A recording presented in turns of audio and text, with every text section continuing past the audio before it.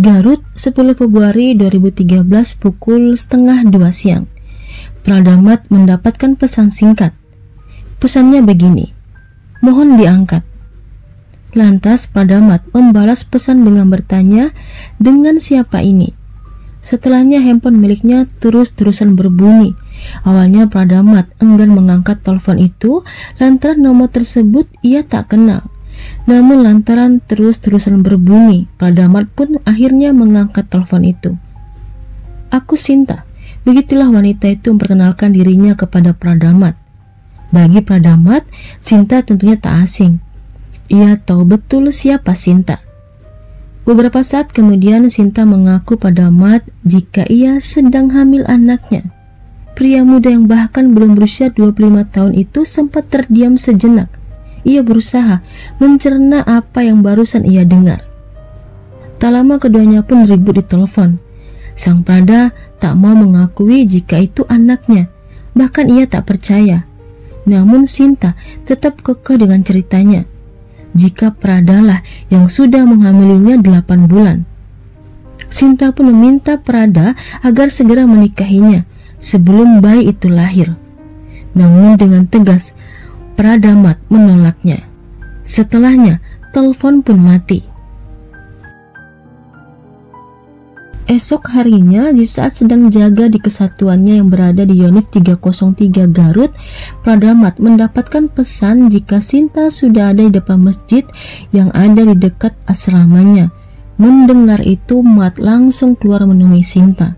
Saat berada di depan masjid di sekitaran tempat kerjanya, Mat bertemu Sinta yang saat itu juga membawa ibunya bernama Popon.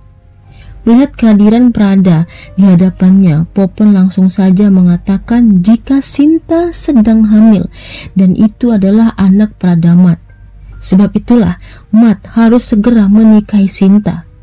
Mendengar itu, Pradamat tentunya tak terima. Ia berucap, "Ibu jangan tuduh saya dulu. Memang saya pernah berhubungan badan. Kalau saat itu ada kehamilan harusnya sudah melahirkan." Sinta yang juga ada di situ lantas mendekati Pradamat. Wanita muda itu lantas menampar dan memukuli tubuh Pradamat sambil mengucapkan, "Kamu yang hamili saya." Saat itu Pradamat langsung membantahnya, "Saya tidur dengan kamu cuma 1 kali, itu pun akhir tahun 2011. Kalau kamu hamil harusnya sudah lahiran tahun 2012. Sekarang kan sudah 2013. Bagaimana mungkin kamu hamil anak saya?" Popon yang ada di sana lantas menyudutkan Pradamat. "Kamu harus bertanggung jawab. Kalau tidak, kamu saya laporin ke atasan kamu. Saya bakal buat kamu hancur." Begitulah ancaman Popon pada Pradamat. Mendengar ancaman itu, Pradamat sempat terdiam. Setelahnya Pradamat izin untuk mengambil motor. Pradamat menyuruh Popon dan putrinya untuk menunggu sebentar.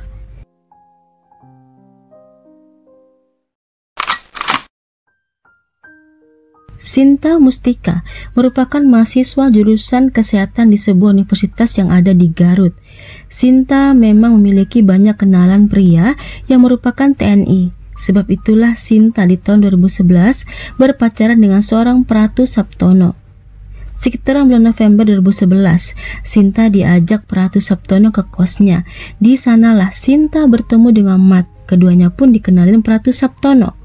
Dalam pertemuan itu, tanpa diketahui Pratu Saptono, keduanya bertukaran nomor telepon dan setelahnya keduanya kerap bertukar pesan. Hingga di bulan November, keduanya pun berjanjian bertemu di kos Pradamat. Di sanalah keduanya menghabiskan waktu bersama, di mana saat itu Sinta menginap di kos Pradamat. Setelah kejadian itu, Sinta lantas menghilang. Entah karena sadar telah berbuat salah, ia pun tak pernah menghubungi lagi Pradamat. Sementara itu, Pradamat sudah ditugaskan di Yonif 303 Kota Garut. Bahkan Pradamat sudah memiliki kekasih yang bernama Rizka. Hubungan Rizka dan Pradamat sudah cukup dekat. Kembali pada Sinta, setelah di tahun 2011, Sinta tidak lagi bertemu dengan Mat. Itu berarti Mat tidak tahu persis kondisi Sinta.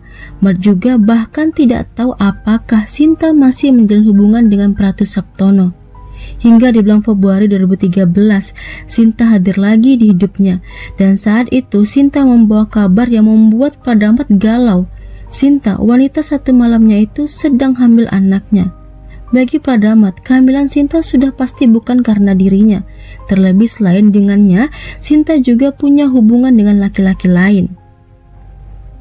Ditambah lagi rentan waktu yang cukup jauh dari pertemuan terakhir mereka di bulan November 2011.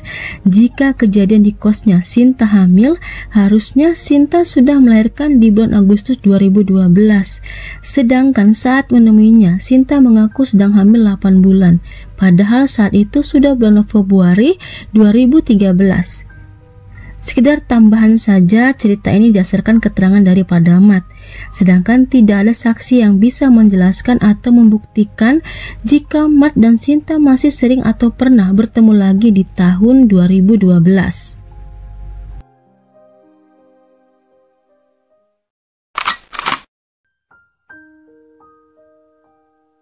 Kembali ke cerita awal, rupanya saat Mat menganiaya Popon, ibunda Sinta, ada saksi yang berada di sana.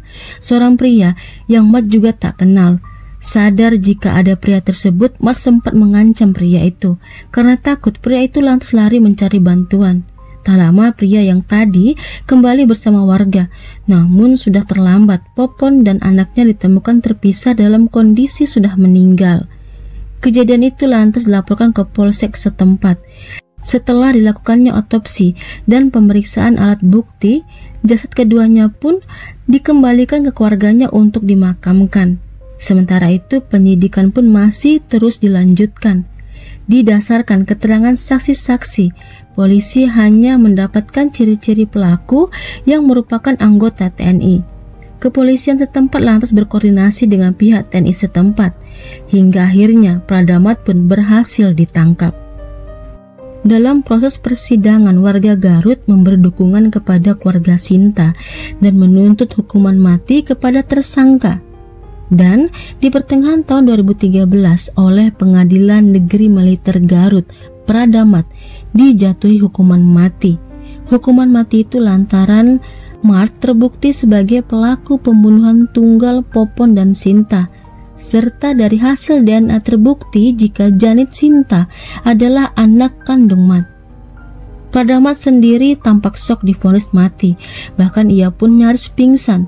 Pria yang saat itu masih berusia 23 tahun itu terduduk lemas dan menundukkan kepalanya sembari melepaskan baret yang ada di kepalanya.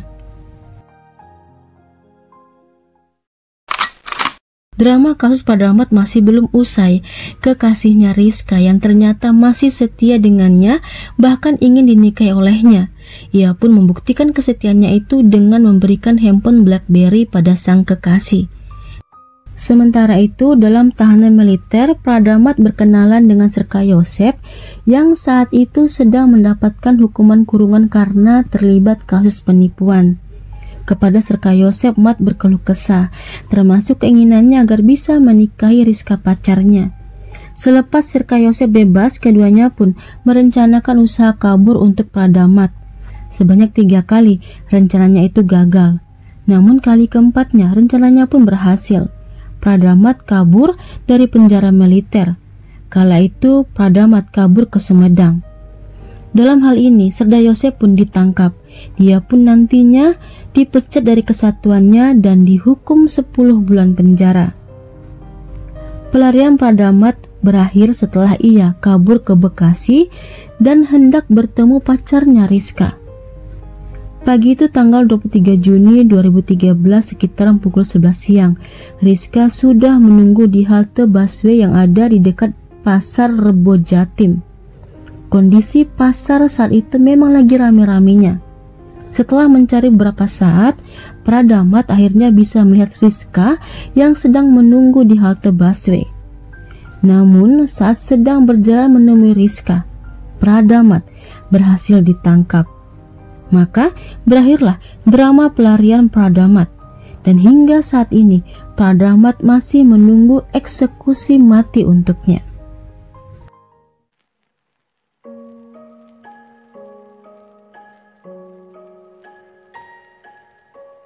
Hai semuanya, saya Yuni Rusli. Tentunya saya mengharapkan dukungannya agar channel ini bisa lebih berkembang. Karenanya, saya menunggu kritik dan sarannya. Kalau begitu, sampai di sini dulu kisah dan cerita kali ini. Terima kasih sudah menonton. Sampai ketemu di kisah dan cerita lainnya.